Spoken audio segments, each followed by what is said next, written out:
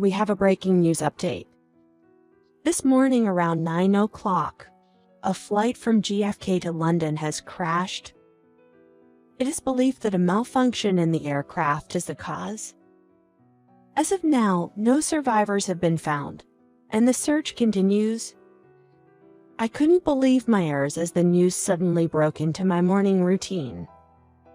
I felt as if I had been struck in the head with a blunt object, a wave of shock overwhelming me. My husband was on that plane. Despite my emotions, the news continued to monotonously deliver more bad tidings. The search is still ongoing, but there are no survivors. I felt nauseous as I repeatedly tried to call my husband, Ethan, but couldn't get through. Holding back my tears, I desperately called my best friend.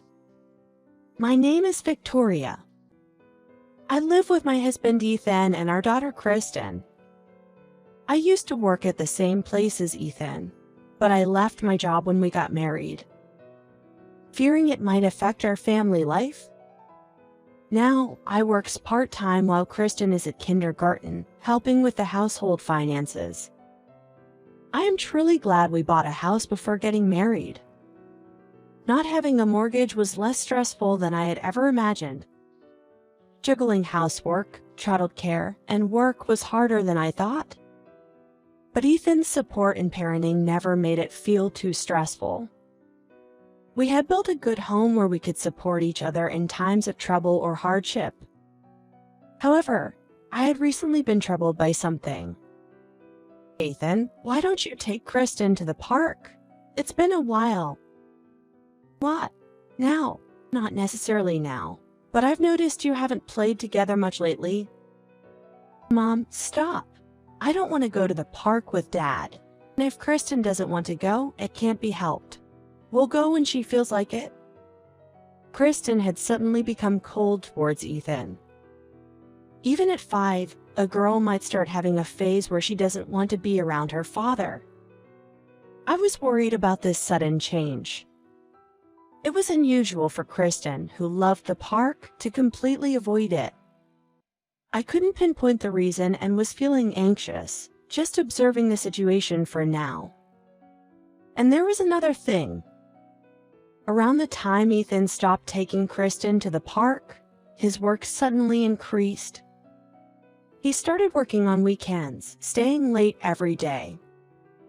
And the frequency of his business trips increased to almost once a month. His workload was immense, and I was worried he might collapse. He said his department had changed, so this might continue for a while.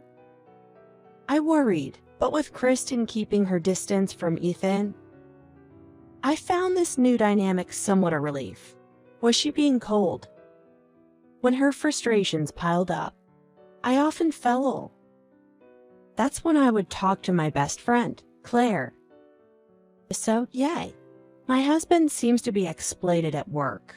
How's your husband doing? Wow, it's hard to believe he's working at the same company. We don't have such issues. Really? Maybe it's just his department. Claire and Ethan were colleagues when I worked there. I had already quit due to marriage and Claire had due to her pregnancy.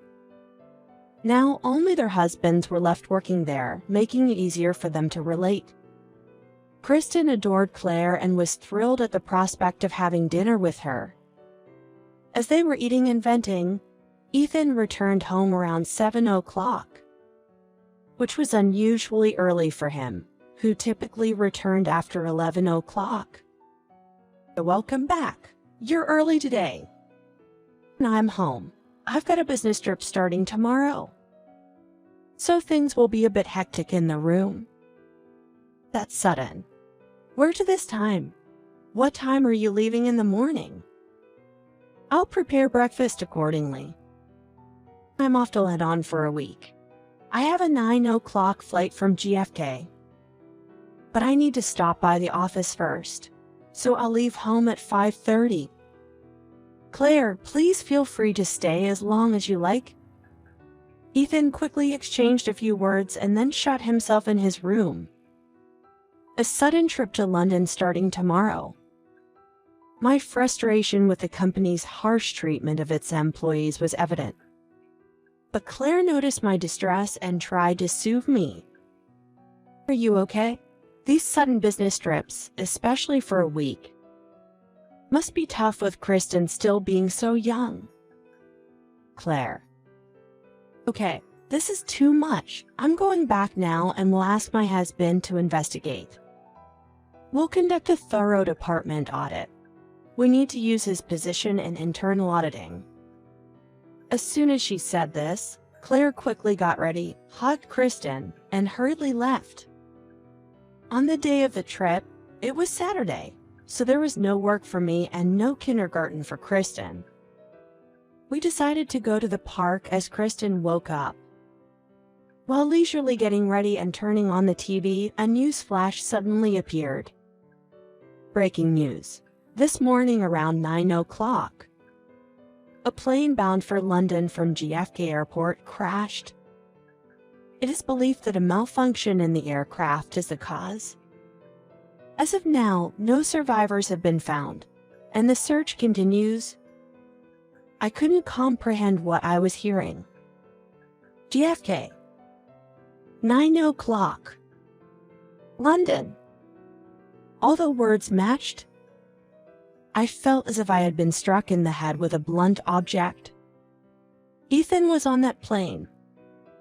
The news continued to deliver bad tidings, disregarding her feelings. The search is still ongoing, but there are no survivors. I desperately hoped Ethan wasn't on that flight. My hands trembled, and I kept dropping my phone as I tried to call Ethan. Why won't it connect? Unable to get through, I resisted the nausea rising in my throat and kept calling.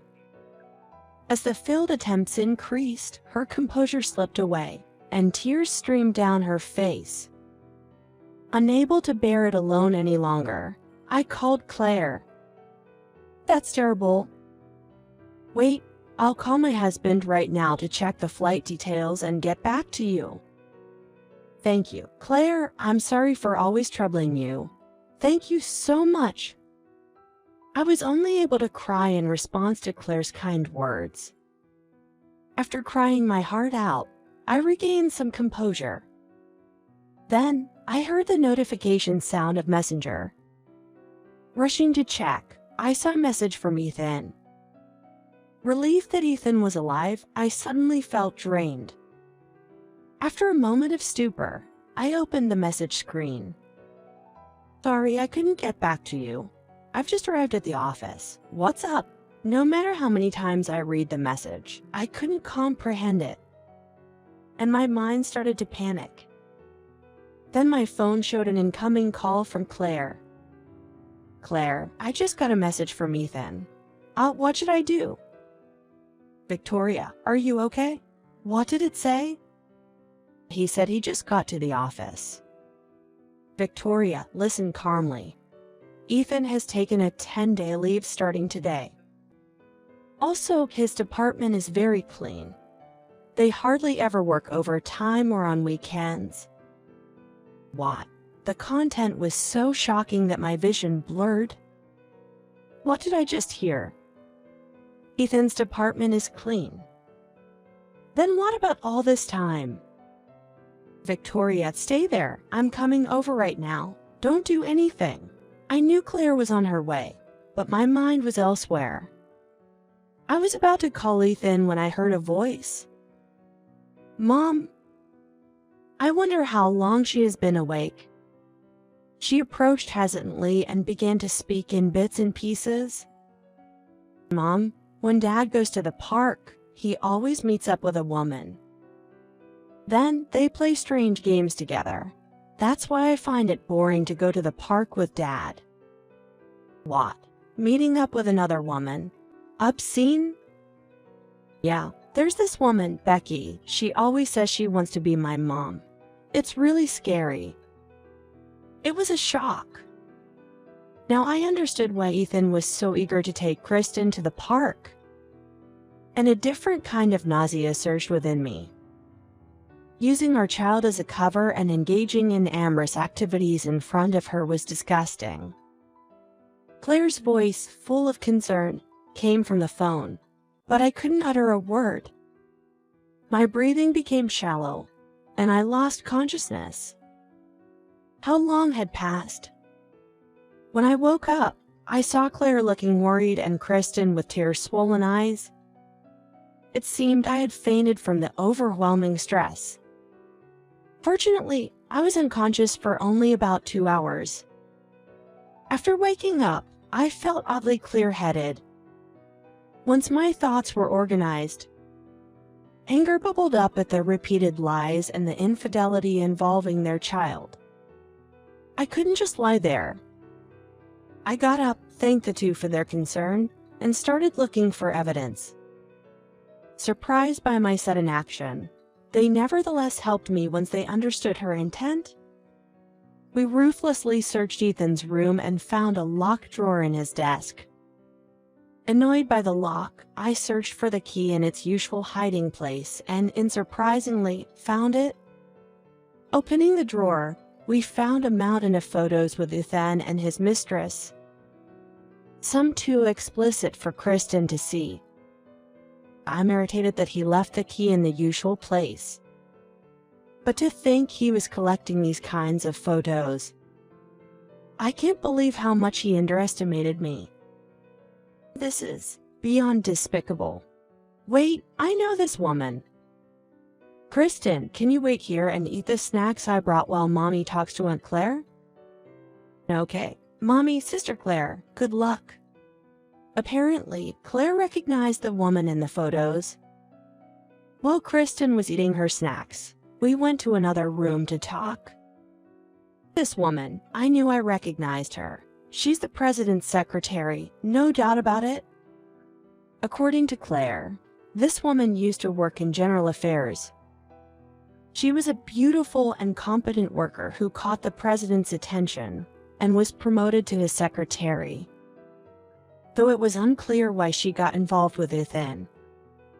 Identifying her was a significant breakthrough. Now they had enough material for retribution. Ethan seemed to realize something was wrong as he returned home the next morning. Soon, there was a knocking at the door. Victoria, you're in there, right? I can open the house. Let me in. Who might you be? What? It's me, Ethan.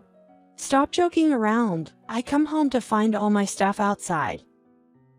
And the key doesn't work. What's going on? Don't you have any idea?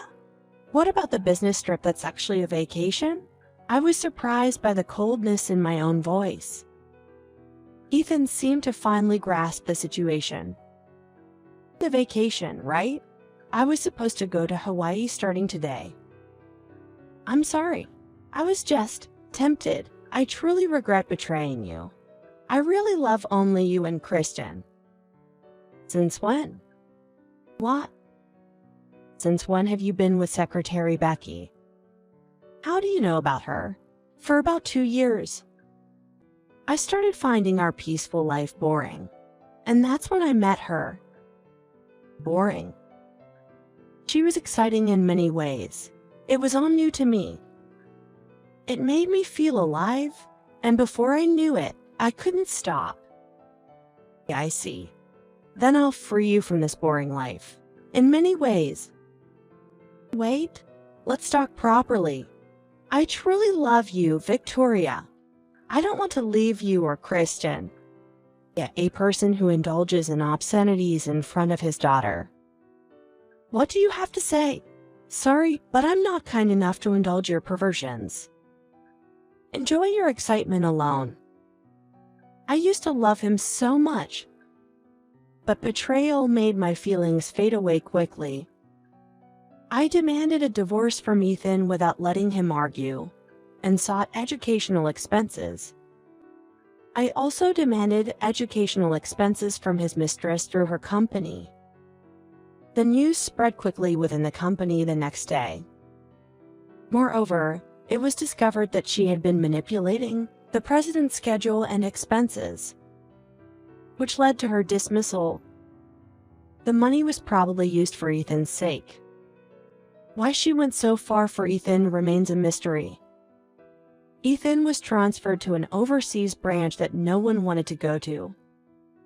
As for us, Kristen, I'm sorry I didn't notice you were suffering. It'll be just the two of us from now on, but I promise to be there for you. Please forgive me. I forgive you. Thank you for understanding, Mommy. I love you. Rah, no fair. I'm here too, remember? Let me know if there's anything I can help with. Thank you, Kristen, Claire. I think I made Kristen suffer for a long time. I realized how inadequate I had been after receiving so much help from Claire. I should live with more gratitude. We would never let Kristen's smile fade again, and so we started anew.